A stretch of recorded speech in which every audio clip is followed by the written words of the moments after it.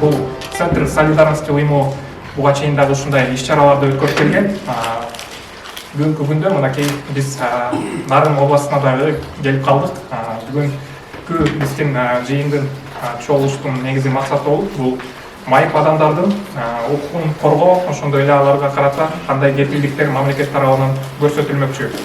Бүгүнкү семинардын ачылышында бүгүн 16 февраль 2021 жылы Нарын шаарында биздин министрлик менен Центр солидарностьтун алдын ала макулдашуусу боюнча ден соолугун чектелген жарандардын ушул укуктары боюнча кеңешме маалымат информациялык жолугуш өткөрүп атабыз. План боюнча ушундай болчу.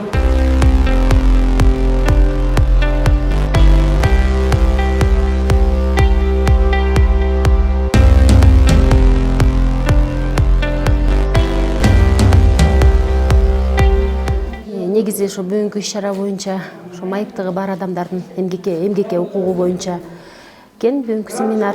Негизинен Нарын районунда биз майып адамдарыбызды биз эмгекке кандай кылып тартабыз?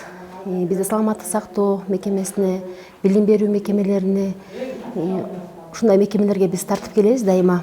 Андан сырткары дагы биз майыптар менен дайыма түзмө-түз иштешебиз. Майып деп айткан, негизи айткан болбойт деп ойлоймун да. Себеби дегенде мүмкүнчүлүгү чектелген адам дегенге болбойт. Мүмкүнчүлүгү чектелүү эмес. Азыркы замандын талабын колдонуп, бардык ар тараптуу өнүксө болот.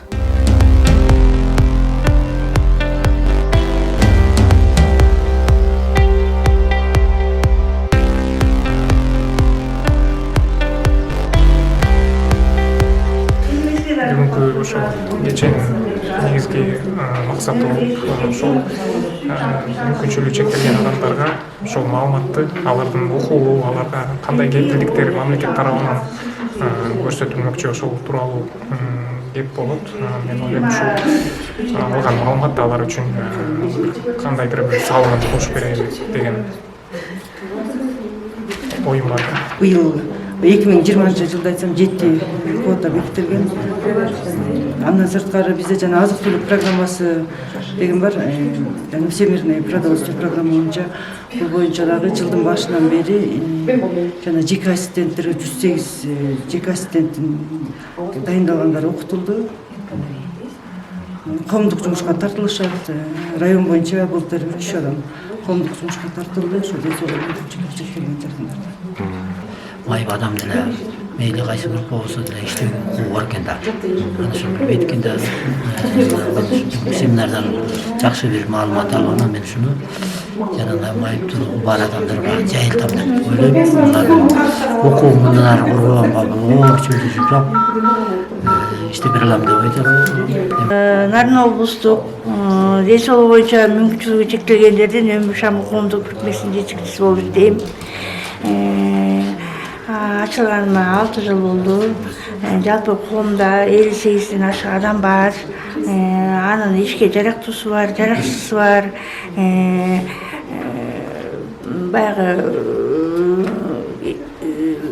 жашоо өзгөчөлүгү боюнча өтө жакшы турмушта жашабаса дагы орто деңгээлде жашаган, анан өтө ылдый катмардагы майыптар бар. Азыркы учурда ушул учурда иш менен майыптарды иш менен камсыз кылуу боюнча такыр эле жок эсе десек деле болот. Иш менен артыкта биздин региондо Нарын облусунда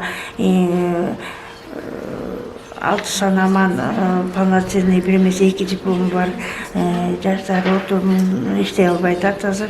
Иш чыкса мындай качегарлык, кароочулук, кухня ушундай жумуштар болуп барат.